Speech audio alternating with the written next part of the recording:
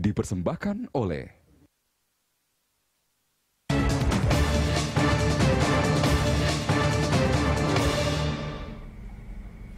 Calon Gubernur DKI Jakarta nomor urut 1 Agus Harimurti Yudhoyono mengklarifikasi tentang dana 1 miliar rupiah yang akan diberikan kepada masing-masing RW. Agus menjelaskan anggaran itu bukanlah bentuk politik uang yang dilakukan saat kampanye. Menurut Agus Harimurti, dana 1 miliar rupiah yang disebutkan akan diberikan sebagai program pemberdayaan komunitas masyarakat. Dana itu nantinya akan berasal dari APBD yang merupakan kesepakatan bersama DPRD DKI Jakarta. Agus menilai gagasan pemberian dana 1 miliar rupiah ditujukan untuk melibatkan warga dalam pembangunan. Bahkan ia tidak ragu menjadikan hal itu sebagai salah satu programnya jika terpilih. Enggak, karena memang bukan nggak ada pelanggaran apapun sih. Karena Bawaslu, KPD sudah menyampaikan itu bukan money politics, itu bukan uang keluar dari uang pribadi saya dan juga bukan saya keluarkan sekarang. Dari mana juga uangnya kalau kayak begitu kan? Untuk memenangkan saya kan tidak ada sama sekali. Tapi kan ada janji-janji. Program yang kita angkat sebagai bentuk pemberdayaan komunitas melalui mekanisme yang jelas dan itu adalah uang PBD dan juga harus mendapatkan restu dari DPRD. Jadi tidak ada keraguan bagi saya untuk menjelaskan. Selain banjir yang terjadi, bencana tanah longsor juga melanda Desa Karangpandan, Kecamatan Karangpandan, Jawa Tengah. Tebing setinggi 30 meter longsor dan menimbun 5 orang warga. Musibah tanah longsor terjadi di Dusun Tegalsari, Desa Karangpandan. Dari 8 warga yang tertimbun, 1 warga tewas, 2 masih belum ditemukan, sementara 5 lainnya selamat. Saat kejadian, belasan warga sedang memanen padi di areal persawahan yang terletak tepat di bawah tebing. Menurut petugas, musibah tanah longsor ini terjadi akibat hujan deras yang mendera wilayah tersebut sejak Senin sore.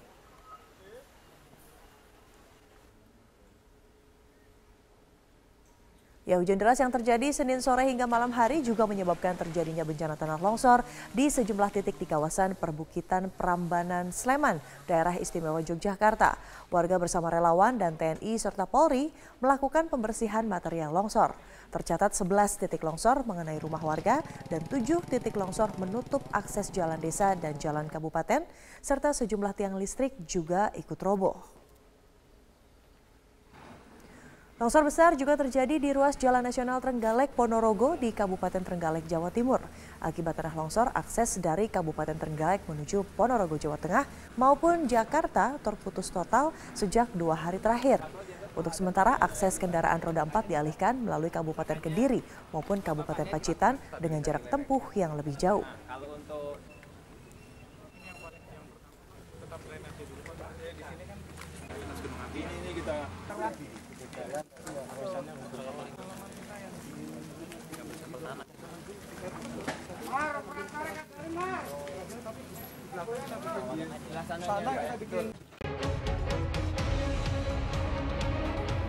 Kembali lagi di Prime Time News, pemirsa, ada satu hasil yang cukup unik ketika kita lihat suara Ahok turun, tetapi suaranya seperti bergesernya ke Agus Silvi, bukan ke Anies Sandi. Ini kenapa, Mas Seto, penjelasannya? Sebetulnya tidak bisa langsung dikonotasikan seperti itu ya, tetapi memang kecenderungan bahwa Agus Silvi mengalami proses kenaikan itu iya. Walaupun tidak bisa langsung diuji bahwa dari data longitudinal ini berasal dari suara Ahok. Ya. Tetapi yang bisa dilihat sebagai alasan kualitatif adalah, pertama kalau kita lihat tidak mengagetkan, Agus dan Silvi itu terutama ketika masa pendaftaran dimulai sebagai titik nol, mereka memiliki tingkat pengenalan terendah dibandingkan dengan Anies dan Ahok yang sudah memiliki track record, sudah memiliki tingkat pengenalan jauh lebih tinggi sebagai incumbent dan mantan menteri. Sehingga titik start mereka lebih mudah buat mereka untuk kemudian bisa menaikkan elektabilitas karena mereka punya peluang untuk menaikkan tingkat pengenalan. Tingkat pengenalan Agus itu hanya sekitar 60-an persen, sementara Ahok sudah di 90-an persen saat pendaftaran, Anies sudah di 80-an persen. Artinya ruang gerak Agus untuk menaikkan tingkat elektabilitas melalui kenaikan tingkat pengenalan pasca pendaftaran itu lebih besar ruangnya. Jadi itu tidak mengagetkan ketika kita lihat titik start masing-masing. Yang kedua, kalau ini coba dikaitkan dengan orang yang percaya dengan hipotesa bahwa faktor tuduhan penistaan agama, lalu kemudian demo besar yang menyasar Ahok itu kemudian berpengaruh besar, kita akan melihat bagaimana suka atau tidak dalam pemberitaan, dalam isu termasuk sosmed yang muncul, dalam membentukkan persepsi dua nama besar, pasangan nomor 2 dan pasangan nomor 1 itu lebih banyak muncul dalam perdebatan isu itu. Ya.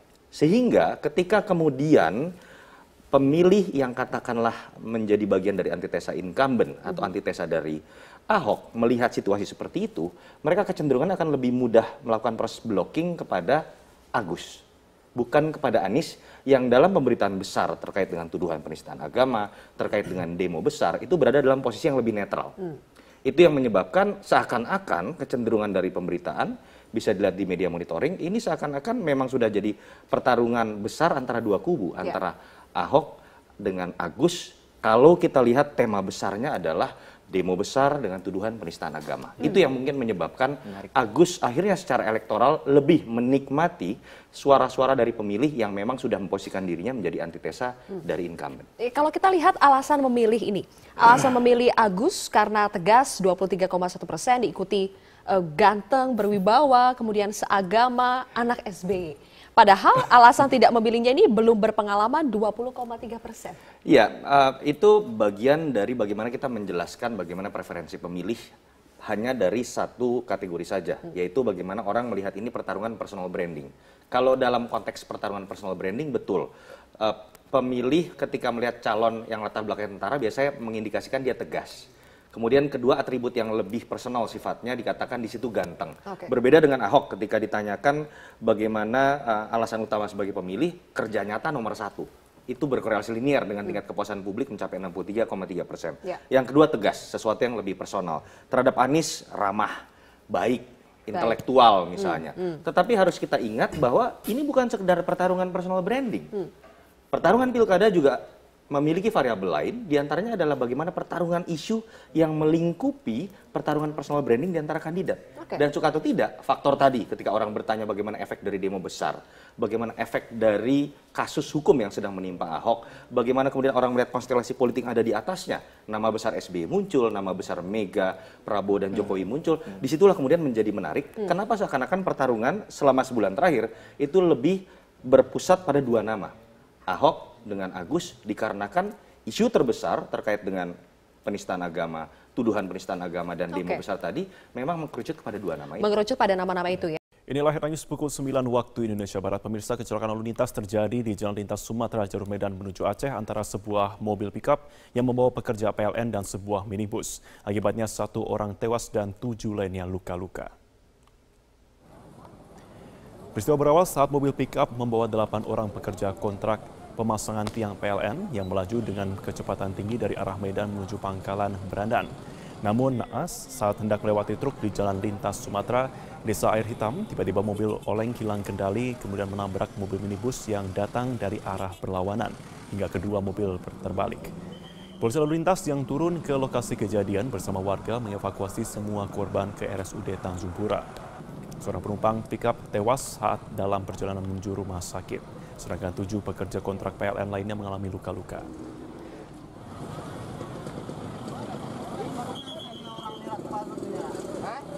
Sejumlah pimpinan kementerian dan lembaga menjadi pembicara dalam rapat koordinasi yang dihadiri seluruh gubernur di Indonesia. Panglima TNI Gatot Nurmantio ini menjadi salah satu pembicara. Kami langsung bergabung bersama rekan kami ada Desa Lampesi langsung dari kantor Kemendagri Jakarta. Dari apakah rakor yang dihadiri dengan Panglima TNI ini terkait dengan aksi unjuk rasa pada 2 Desember mendatang? Secara implisit, tuan rumah Menteri Dalam Negeri Cahyokumolo mengungkapkan bahwa rapat koordinasi yang dihadiri oleh hampir seluruh gubernur dari seluruh Indonesia ini tidak membahas situasi ataupun dinamika politik di seluruh Indonesia jelang rencana aksi unjuk rasa 2 Desember mendatang di DKI Jakarta. Untuk kali ini rapat koordinasi pembicaranya ada 7 orang dari level pimpinan lembaga maupun kementerian dan beberapa di antaranya memang digelar secara tertutup sehingga tidak bisa diliput oleh media. Salah satu pembicara pada saat menyampaikan materi secara tertutup ialah Menko Polhukam Wiranto. Usai memberikan materinya, Wiranto mengungkapkan bahwa apa yang dia sampaikan kepada para gubernur hanyalah sebatas pemetaan keamanan politik dan hukum yang sudah dilakukan oleh pihak Menko Polhukam. Selain itu, Menko Polhukam juga menyatakan bahwa ada 3 daerah yang dinyatakan rawan terkait dengan pelaksanaan Pilkada 2017 tahun depan, diantaranya ialah Aceh, DKI Jakarta, dan juga Papua. Ketiga daerah ini dianggap memiliki indikasi penuh rawan atau indikasi yang tinggi terhadap tingkat kerawanan pada gelaran pilkada mendatang. Namun Wiranto menolak untuk menjabarkan apa saja indikasi-indikasi tersebut sehingga ketiga daerah tadi yaitu Aceh, DKI Jakarta dan juga Papua dikatakan sebagai daerah yang rawan untuk gelaran pilkada mendatang. Selain itu ada satu aspek yang dianggap rawan dalam pilkada nanti yaitu kemungkinan terjadinya penyalahgunaan kewenangan yang dilakukan oleh kontestan ataupun pasangan petahana. Selain itu, Panglima TNI Jenderal Gatot Nurmantio juga baru saja memberikan koordinasinya di hadapan para gubernur secara terbuka. Ada satu pendapat yang dikeluarkan atau satu poin yang saya garis bawahi dari apa yang disampaikan oleh Panglima TNI terkait dengan rencana aksi demonstrasi 2 Desember mendatang. Panglima mengungkapkan bahwa jika demonstrasi 4 November kemarin betul-betul dari hati dan hanya fokus kepada penegakan hukum kasus Ahok, sementara untuk demo 2 Desember nanti sudah ditunggangi oleh pihak asing. Bahkan Panglima juga menyebut sejumlah negara. Kita lihat pernyataannya. Dan pasti akumulasi luar pun ikut. Kenapa? Karena tanggal 20 kemarin saya dikejutkan berita bahwa Habib Rizik dianiaya oleh oknum Kostrad sampai masuk rumah sakit. Dan saya cek tidak ada. Dan saya telusuri berita itu ada 2 sumbernya dari wilayah Australia dan New Jersey, USA. Menteri Dalam Negeri Cahyokumolo tadi usai Panglima TNI memberikan pemaparannya meminta kepada seluruh masyarakat Indonesia untuk betul-betul cerdas dan menyikapi dengan bijak mana yang perlu dilakukan dan mana yang tidak agar keutuhan bangsa Indonesia tidak mudah dipecah belah oleh pihak asing terutama dari negara-negara lain yang memiliki kepentingan di Indonesia untuk memecah belah bangsa. Zakia. Oke, saya akan tanya dulu ada kuasa hukum dari Buniani, Pak Aldwin Rahardian. Pak Aldwin, selamat malam. Ya, malam. Ya, Pak Aldwin, saya mengutip pernyataan Anda mengatakan bahwa penetapan tersangka dari klien Anda, Buniani ini tidak adil. Kenapa penyebabnya? Ya, itu dirasakan oleh Pak Buniani. Artinya begini, prosesnya kurang fair. Meskipun itu hak tersendiri ya penyidik, baik itu dia punya hak subjektif ataupun objektif. Hanya kemudian pertama begini kronologisnya. Beliau dipanggil itu pertama kali sebagai saksi, ya. Beliau datang, terus kemudian pemeriksaan dimulai, berakhir di kurang lebih pukul 20, pukul 8. Ketika selesai penandatanganan BAP, langsung disodorkan surat penangkapan, ya kan? Dan hal itu tidak lazim begitu menurut kami. Karena apa? Yang lazim harusnya seperti apa menurut Pak Budi Anda? itu kan ada di kantor. Begini, tidak perlulah surat penangkapan itu keluar. Sekarang dengan kasus yang sama, apple to apple misalkan dengan Pak Ahok, keluar nggak surat penangkapan? Sampai kemudian 1 kali 24 jam diperiksa di Polda Metro misalkan. Kan tidak juga. Apalagi yang bersangkutan datang ke kantor. Buat apa begitu keluar surat penangkapan, ya kan?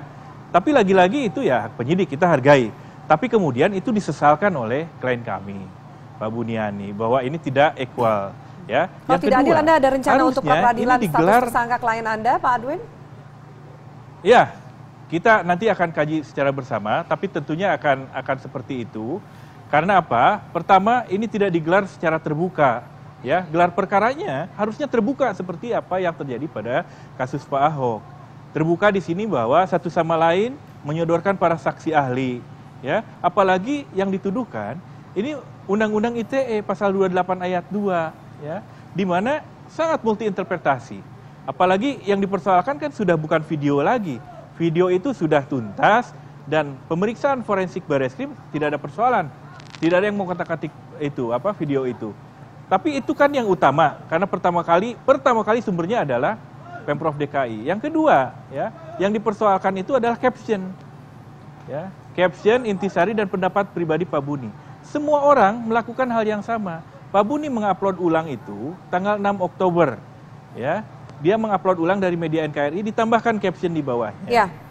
Nanti saya akan bacakan ya Pak. Saya akan bacakan Pak Adwin melakukan hal yang sama. Supaya pemirsa juga paham apa yang disangkakan terhadap klien Anda Buniani ini. Tersangkanya adalah kasus dugaan pencemaran nama baik dan penghasutan terkait SARA, bukan karena mengupload video tersebut. Nanti saya akan bacakan 3 paragraf yang kemudian dianggap pihak kepolisian sebagai salah satu alat bukti. Kami lanjutkan pemirsa sesaat lagi. Tetaplah bersama kami di Prime Time. Bismillahirrahmanirrahim. Assalamualaikum warahmatullahi wabarakatuh. Pertama-tama saya ingin menyampaikan terima kasih kepada seluruh jajaran pimpinan KPK yang telah menginformasikan mengenai kejadian operasi tangkap tangan terhadap salah satu staf di Direktorat Jenderal Pajak. Tentunya saya sangat kecewa terhadap tindakan dari aparat pajak, terutama pada saat kami semuanya sedang di dalam proses untuk membangun kembali kepercayaan wajib pajak melalui suatu program tax amnesty yang ini menggambarkan dibutuhkannya kepercayaan dua belah pihak, yaitu dari wajib pajak dan juga dari aparat pajak. Tindakan yang dilakukan oleh Oknum HS dari Direktorat Jenderal Pajak mencerminkan suatu pengkhianatan terhadap prinsip-prinsip tata kelola yang baik, integritas, dan kejujuran yang selama ini merupakan nilai-nilai yang dianut oleh Kementerian Keuangan dan Direktorat Jenderal Pajak. Jadi ini merupakan suatu tindakan yang mencederai nilai-nilai dan tentu juga mencederai kepercayaan dari koleganya yang lain. Seperti dikatakan oleh pimpinan KPK, Pak Agus, bahwa sebagian besar dari jajaran Direktorat Jenderal Pajak adalah para aparat yang punya komitmen tinggi untuk membangun institusi pajak menjadi institusi yang bisa dipercaya oleh publik untuk mengumpulkan kewajiban sangat mengecewakan bagi seluruh jajaran Direktorat Jenderal Pajak dan tentu bagi pimpinan di Kementerian Keuangan, termasuk saya sendiri secara pribadi yang sangat kecewa. Kami Kementerian Keuangan, saya sendiri akan terus mendukung langkah KPK untuk mengusut kasus ini secara tuntas. Kasus ini sudah masuk di dalam proses penegakan hukum dan oleh karena itu Kementerian Keuangan akan berkomitmen membuka akses yang seluas-luasnya bagi KPK untuk mendalami kasus ini. Karena saya sangat menginginkan bahwa momentum ini akan menjadi salah satu trigger atau pemicu yang kredibel bagi pembersihan dan perbaikan Direktorat Jenderal Pajak.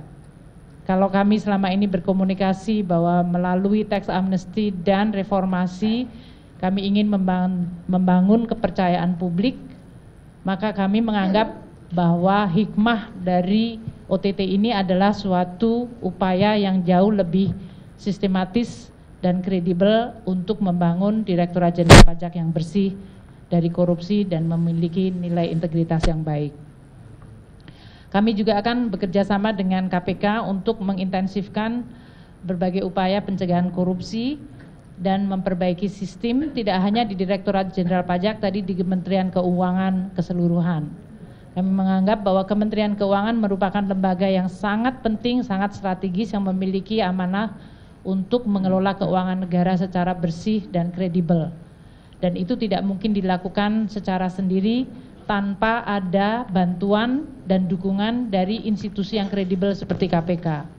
Sehingga saya sangat menyambut dan meminta untuk KPK membantu kami. Sehubungan dengan reformasi di Direktorat Jenderal Pajak yang telah saya sampaikan beberapa saat ini, maka saya akan segera membentuk dan mengumumkan tim reformasi di Direktorat Jenderal Pajak yang tidak hanya menyangkut masalah korupsi, tapi menyangkut ada 5 hal yang sangat strategis. Yang tentu pertama adalah masalah SDM dan Code of Conduct, yang ini menyangkut masalah integriti, pembersihan terhadap aspek-aspek korupsi, tapi lebih kepada juga perbaikan skill, kompeten, dan profesionalisme. Yang kedua adalah menyangkut masalah information system dan database, karena ini akan sangat membantu kami untuk mengidentifikasikan kewajiban dari wajib pajak secara objektif dan mengurangi interaksi dari aparat pajak secara tidak perlu yang kemudian bisa menimbulkan berbagai transaksi seperti yang terjadi pada OTT ini. Yang ketiga, kami perlu dan memandang penting untuk memperbaiki bisnis proses. Selamat malam, Anda menyaksikan Headline News pukul 21 waktu Indonesia Barat. Pemirsa, Polda Metro Jaya telah menetapkan Buniyani sebagai tersangka terkait dugaan pencemaran nama baik. Untuk mengetahui informasi selengkapnya, kita simak langsung mendengarkan keterangan pers dari Kabid Humas Polda Metro Jaya, Kombes Pol Awi Setiono. Romawi 10 2016 PMJ di Reskrim Sus pada tanggal 7 Oktober 2016. Kita ketahui bersama bahwasannya LB tersebut pelapornya adalah Andi Windo Wahidin SHMH. Kasusnya tentang pencemaran nama baik dan penghasutan atau sara. Adapun untuk identitas terlapor, yaitu nama BY, jenis kelamin laki-laki, tempat tanggal lahir Lombok Timur 16 Mei 1969, pekerjaan dosen agama Islam, Kewarganegaraan Indonesia, alamat Kali Baru, Permai, Blok B2, nomor 15, RT 002007, Kelurahan Kali Baru, Kecamatan Cilodong, Depok, Jawa Barat. Hasil dari proses penyidikan selama ini yang telah dilakukan oleh Subdit Cybercrime Polda Metro Jaya sudah melakukan pemeriksaan terhadap saksi-saksi, kemudian saksi ahli, sampai dengan hari ini kita telah melakukan pemanggilan terhadap terlapor. Tadi pagi sekitar jam berapa tadi Pak Roberto? Jam 11 ya. Ya, kita panggil jam 10, jam 11 hadir sebagai saksi. Dan tadi sampai dengan pukul sekitar 19.30 ya, selesai dilakukan pemeriksaan sebagai saksi. Namun demikian dengan hasil pemeriksaan, hasil konstruksi hukum, pengumpulan alat-alat bukti dari penyidik, pada kesempatan malam hari ini sekitar pukul 20.00 dengan bukti permulaan yang cukup, yang bersangkutan saudara BY kita naikkan statusnya menjadi tersangka. Bahwasanya yang bersangkutan dari tuduhan persangkaan oleh pelapor terkait dengan pencemaran nama baik dan penghasutan sara yang dapat kita penuhi terkait dengan unsur-unsur perbuatan pidananya, yaitu terkait dengan Ini ada informasi terbaru, kami baru saja mendapatkannya. Telah terjadi gempa yang cukup besar yang mengguncang wilayah Jepang. Gempa berpotensi menimbulkan tsunami. Gempa mengguncang dengan kekuatan sekitar 6,9 hingga 7,3 skala Richter. Gempa terjadi di wilayah timur laut Jepang pagi ini dan berpotensi terjadi tsunami. Tsunami diperkirakan akan menyapu wilayah prefektur Fukushima, Jepang. Gelombang tsunami diperkirakan mencapai ketinggian 3 meter yang akan menyapu wilayah timur laut. Badan Geologi Amerika Serikat mengatakan gempa berkekuatan 6,9 skala Richter dengan kedalaman sekitar 11,3 km. Namun Badan Geologi Jepang memperkirakan gempa berkekuatan 7,3 skala Richter ini terjadi pada pukul 6 pagi waktu Jepang di perairan Fukushima. Di wilayah timur laut Jepang terdapat 4 lempeng tektonik yang memungkinkan terjadi gempa setiap tahunnya. Sebelumnya beberapa tahun lalu wilayah ini juga pernah diguncang gempa yang cukup hebat. Waktu itu reaktor nuklir Fukushima rusak berat dan warga harus dievakuasi. Sementara pada bulan April lalu gempa mengguncang prefektur Kumamoto di wilayah selatan Jepang. 1.700 orang dievakuasi dan 50 orang meninggal dunia.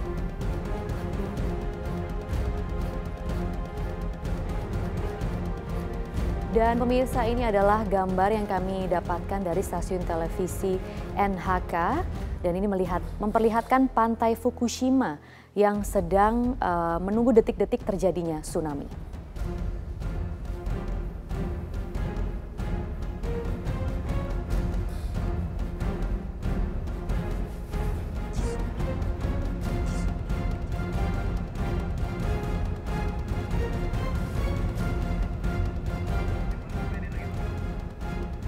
Ya, Jepang memang merupakan negara pemirsa yang sering terjadi gempa yang juga berpotensi terjadi tsunami dan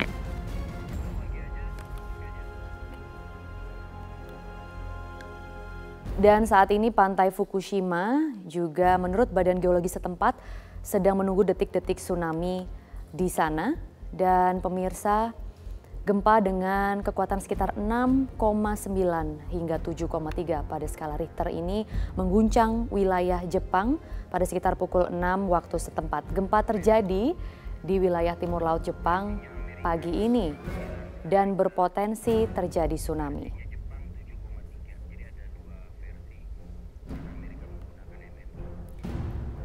Dari Badan Geologi setempat sendiri, gempa ini diperkirakan mencapai 7,3 skala Richter. Dan gempa ini akan menyapu wilayah timur laut.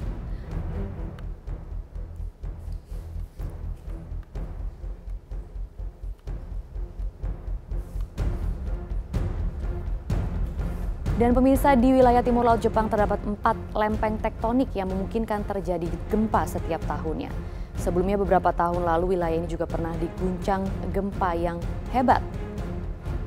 Waktu itu reaktor nuklir Fukushima rusak berat dan warga harus dievakuasi.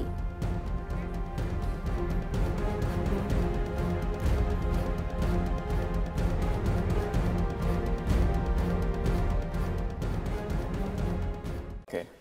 Mas Burhan, kalau misalnya menurut Anda, apakah betul kasus penistaan agama yang diduga dilakukan oleh Pak Ahok ini kemudian menjadi pintu masuk untuk melakukan aksi yang lebih jauh, yakni aksi makar?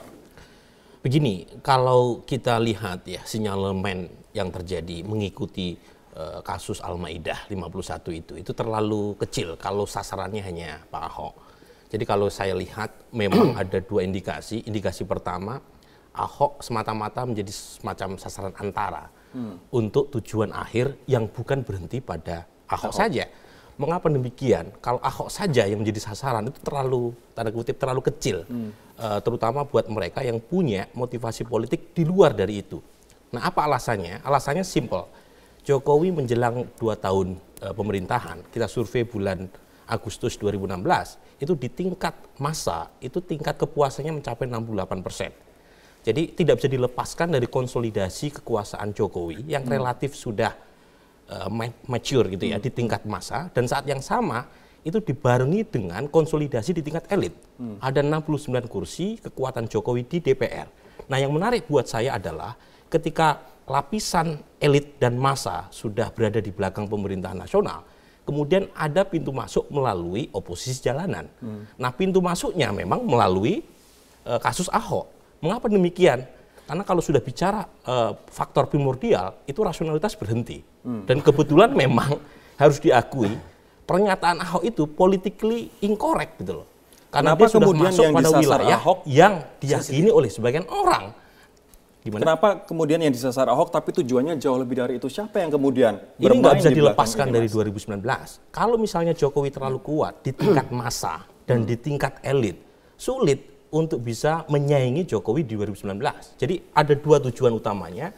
Pertama, kalau misalnya tidak dibikin semacam make a dance, dibikin semacam dance itu semacam kelemahan gitu ya dari sekarang terhadap Jokowi, itu susah untuk mengalahkan di 2019. Yang kedua, harus diakui ada juga pertarungan internal siapa yang mau mendampingi Jokowi. Dan Ahok merupakan salah satu favorit. kandidat. Setidaknya kalau kita survei bulan Agustus, dia paling tinggi elektabilitasnya sebagai cawapres Jokowi. Kalau kemudian kasus ini itu praktis selesai sebenarnya buat Ahok kalau ingin menjadi cawapres. Baik, kita harus jeda terlebih dahulu. Ada persoalan internal juga.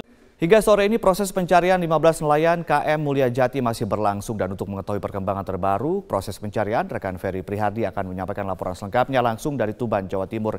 Ferry, apakah pencarian dari tim SAR sudah membuahkan hasil, Ferry? Ada sekitar pukul 13.30 atau 1 jam setengah yang lalu, tim di posko antemortem DVI yang ada di dermaga PT TI ini mendapatkan informasi dari tim pencarian yang berada di titik lokasi bahwa sudah ada 3 nelayan yang ditemukan pada pencarian dari pagi hingga siang hari ini. Namun ketiga yang sudah ditemukan tersebut belum diketahui identitasnya dan 3 ditemukan dalam kondisi tewas. Saat ini ketiganya tengah dalam perjalanan untuk dibawa ke dermaga untuk selanjutnya diidentifikasi oleh tim dari Disaster Victim Identification Bidokes Polda Jawa Timur.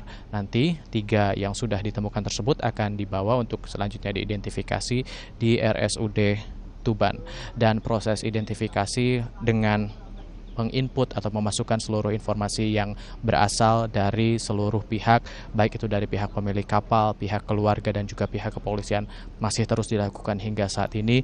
Terhitung sejak pukul 14 tadi, 15 identitas sudah diketahui secara nama, dan 2 nama yang baru masuk adalah atas nama Budi Kurniawan ataupun Wawan dan juga Marto atau Andri. Keduanya merupakan warga Kecamatan Jekulo, Kabupaten Kudus. Dan saat ini sambil menunggu proses pencarian di lautan yang berkisar 40 km dari pantai di Tuban ini masih terus berlangsung. Diperkirakan batas pencarian untuk hari ini akan berlangsung hingga pukul 17 ataupun 17.30 melihat kondisi cuaca dan juga melihat kondisi pencahayaan, karena proses pencarian tidak mungkin dilakukan setelah malam hari. Ade. Ya, Ferry, lalu bagaimanakah dengan kemungkinan penyebab terjadinya tabrakan tersebut, Ferry? Ya, dari informasi yang kami kumpulkan dari tim kami di Surabaya yang mewawancarai Kasih Tertib Pelayaran di Kesyah Bandaran Utama Tanjung Perak, bahwa segala kemungkinan bisa saja terjadi, namun penyebab pasti dari 2 kapal yaitu MV Tyson 4 yang berbendera Vietnam dan juga KM Mulia Jati masih harus diteliti hingga nanti akan ditemukan kemungkinan ataupun penyebab pastinya. Namun kemungkinannya sampai saat ini ada 2 kemungkinan besar. Yang pertama adalah KM Mulia Jati tidak menyalakan lampu penerangan sehingga kondisi tersebut gelap dan KM Mulia Jati tidak terlihat oleh MV Tyson 4 sehingga tertabrak. Kemudian kemungkinan lainnya adalah MV Tyson 4 tidak menyalakan radar sehingga tidak bisa mendeteksi keberadaan kapal-kapal yang berada di sekitarnya sehingga timbullah atau terjadilah tabrakan tersebut. Namun secara ketertiban dari kedalaman kapal tersebut berlayar, 2 kapal tersebut berlayar dan juga jalur tidak ada yang dilanggar atau tidak ada yang salah, dan sampai saat ini harus dilakukan pendalaman lebih lanjut untuk mengetahui penyebabnya.